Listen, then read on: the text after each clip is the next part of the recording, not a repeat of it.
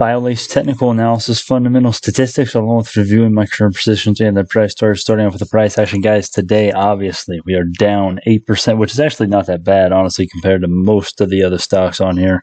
We are up after hours. Currently, guys, we are bleeding, obviously. And, guys, I just want to say, I'm not your financial advisor, of course, but, guys, I did recommend buying the stock all the way, like, somewhere up here. Obviously, if you took that non-financial advice, you're down right now. But, guys, as you can see, I'm holding all my shares. Okay, I'm down almost $500, almost 20% on BIOL. Okay, that's horrible. That's absolutely awful. But I'm holding, and we're going to be going over some of the long-term reasons in my due diligence, very partial due diligence later on this video. As far as some fundamental statistics go, that kind of has some due diligence. But guys, as far as the price action today, obviously we got absolutely killed. Okay, it's kind of weird. I mean, this handle. Okay, we're kind of in a cup. This is the cup. This is the handle, right? But the handle isn't supposed to break past the lowest point here, right? Typically, the handle is not bigger than the cup, right? A cup, like a real life cup, is not, it doesn't have a handle that's twice as big, right? But guys, I mean, we are technically kind of still within the trend lines of it. But guys, here's the real good news. Okay, we do have this trend line right here that I have drawn up. It's not exactly clear because we only have one touch point and now two. It's not clear if it's right here or if it's right here or right here. It's like, I'm not sure. But right here might be the best because we do have a perfect validation and we do have a very recent validation. So that's probably the most likely trend line placement in my opinion. So that is a good thing. We are probably, well, right now, since we have validated this support, we are forming higher highs and higher lows. That is a good point, good indicator. But guys, let's look at the RSI. Okay, on the daily RSI, we are closer to oversold than overbought right now. We are lower than neutral, which is 50. We are trading at 44.47 on the relative strength index. This is very significant to me, at least, because we were trading at 24 cents a couple months ago, and now we ran up all the way past $1. Now we're currently trading below $1, right? Okay, I did say, and guys, full transparency, yesterday I did say, or a couple days ago, or in the comments, I did say that I think there's like a 1% chance or like a 5% chance that we broke below $1. Obviously, we broke all the way down to 75 cents today. Yeah, I was totally wrong on that. Okay, obviously, I always do say if the markets dump, none of these predictions are going to happen, right? Obviously, we were down 4%. And this is what I hate about the markets. We dumped. BIOL's got dumped with it. Okay, let's take a look at the hourly so we can get more of a microscopic and short-term viewpoint. Okay, early in the pre-market, right when the pre-market opened, the first hour of the candle all the way down, right? That's horrible. But yeah, guys, this is what I hate about the markets. We dump, and then when we recover, when the markets recover, right, we recover for the rest of the day.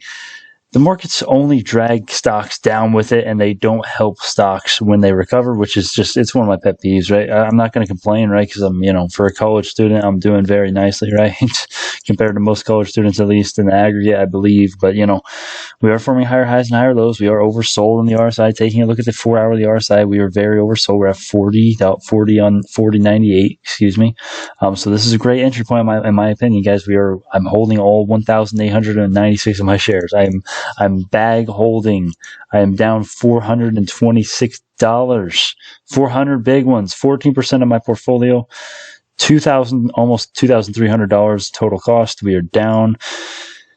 I'm holding, guys. I'm holding, and I think you should be too. If you panic sold today, all the way to 75 cents, okay, this is a prime example of why you don't panic sell, especially and like a flash crash moment. Okay, I mean, this is kind of a flash crash. Okay, I mean, there's some reasoning behind this. Okay, but not really, in my opinion. But guys, this is why you don't panic sell. Holding long term beats trying to time the market most of the time, especially for people who are not extremely experienced traders, or not extremely, just like if you're not an experienced trader. Get into these stocks that I'm recommending. This is my non-financial advice. Just get into these stocks and hold them long term, and you will start seeing returns like this, 70% in 3.5 months. Okay, I know this is the 6-month time frame, but I've only had the account since October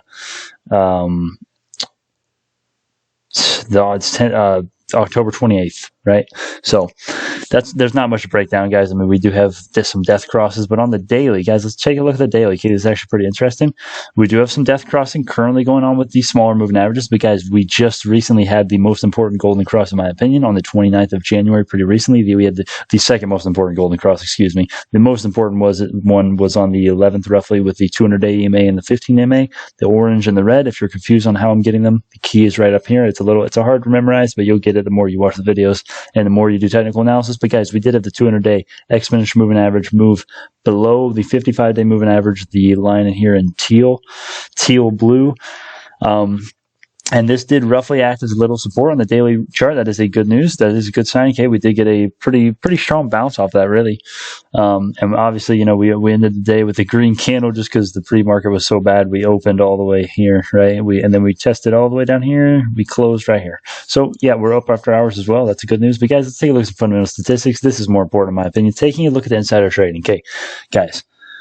14% insider ownership of the shares outstanding, 14% of the flow. Okay, bullish news. Let's fact check that real quick, right? Fintel.io does have some weird stats when compared to other sites sometimes. So let's fact check it with Finviz. 11% insider ownership. Bullish. Very, very, very bullish. Whether it's 11% or 13% or 14%, I know they get their information based on different brokers I've read.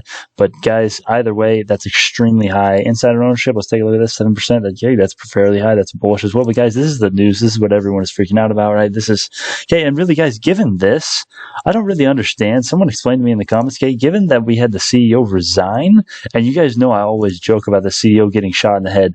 This is basically the closest I've ever seen to one of my stocks having their CEO get shot in the head, right? Their CEO resigned, right? Chief Executive Officer of BIOL. This guy is the new one, okay? The old one, John something, I forgot his name. He resigned, and this is the new guy. He did serve as an interim CEO before until the new guy came in, and the new guy was there for like 3 years, and now he just resigned. So this guy is going to take over. And guys, this is not necessarily a bad thing. I don't know. I Googled this guy's name, and basically nothing came up, okay? If you all know about this guy's past, let me know, okay? Let me know about this guy's past and what you know about this. I will certainly be doing some more digging on this and seeing what I can find out. But guys, this is not necessarily bad. Sometimes when CEOs resign, it's a good thing because, guys, think about it. If a CEO resigns, just the most basic format, okay, and there's other reasons too, but just think about this.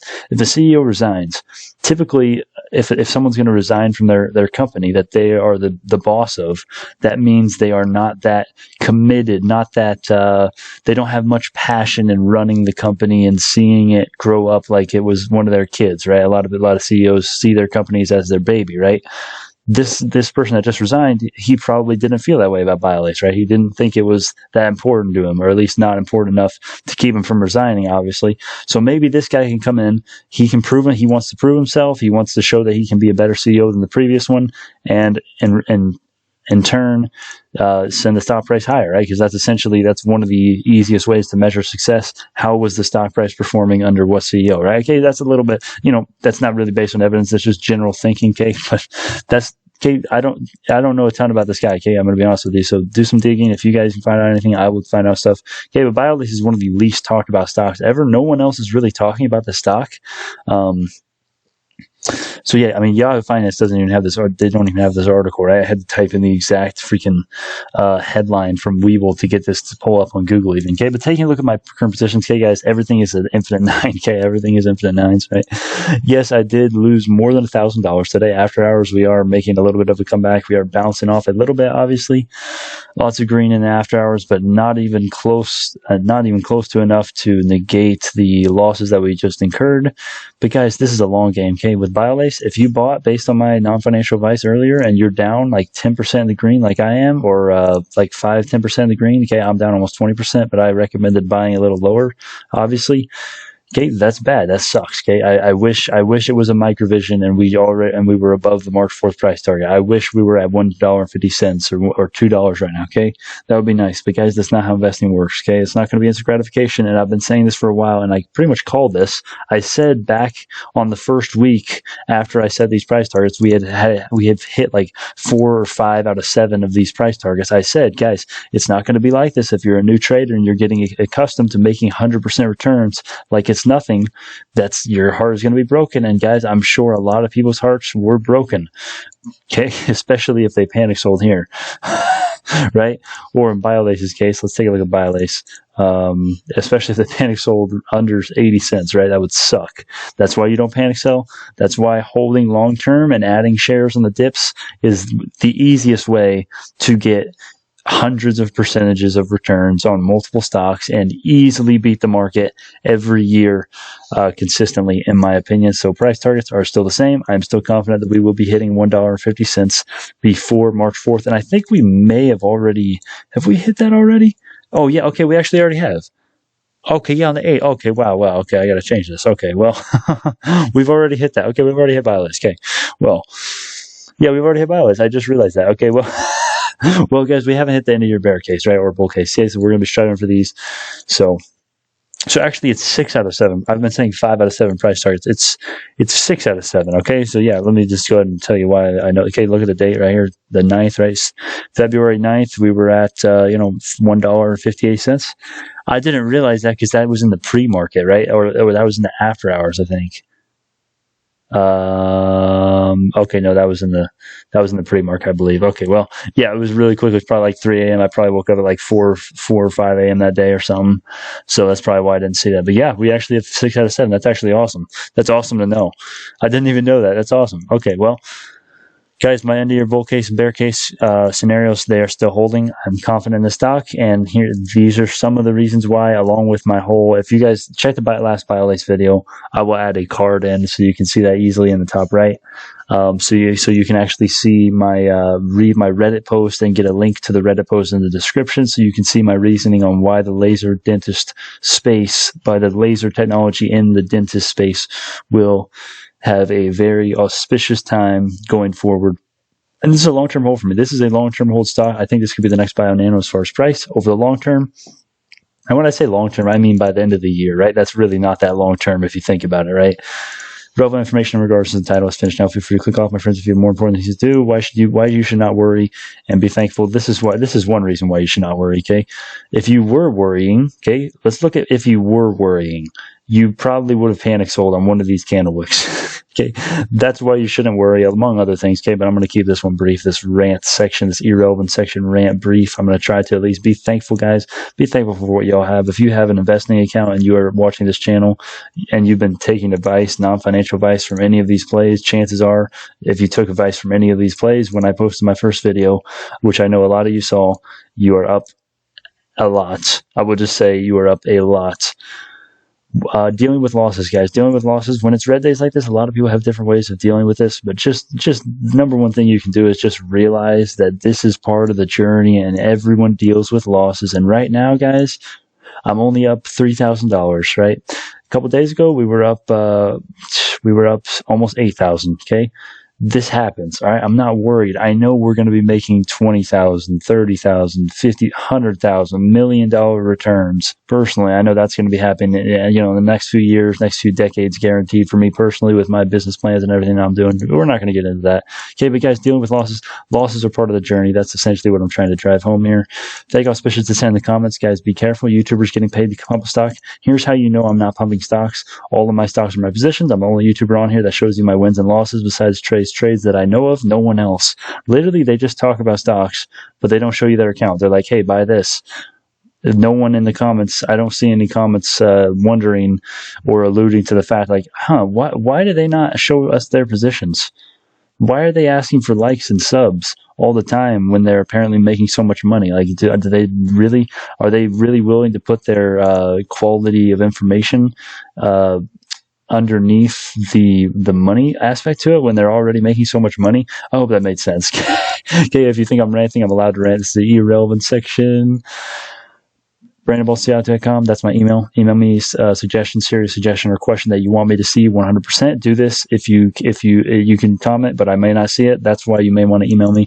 I will make mistakes, guys. Do not expect perfection from everyone. I truly do appreciate all the overwhelming majority of comments, which are extremely positive. Thank you all so much. Please not hesitate to call me out on something if I mispronounce something. Like, for example, if I accidentally say the insider ownership was like 20% and it's really, what this is, 13.95. call me out on it so people who are confused can get some clarification down in the comments. Use several brokers, guys. Do use several brokers. If you don't use Webull already, you will get pre-market and after-hours trading. You will be granted access to that, and it is very nice. I assure you, you will also be able to open a Roth IRA. Webull does offer this. Also, guys, if you use the link in the description, you will get free stocks when you deposit $100. Also, follow Stocks You Own on Reddit and Twitter. Comment what stocks I need to cover next. Comment any questions. I will answer them. Our business model will never change, and our business model in a nutshell, essentially, as far as advertising and presentation, I don't know.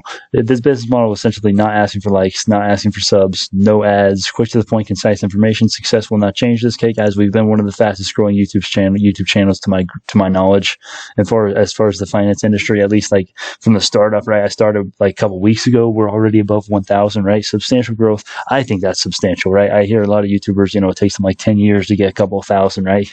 Not 10 years, but right? You know what I mean, right?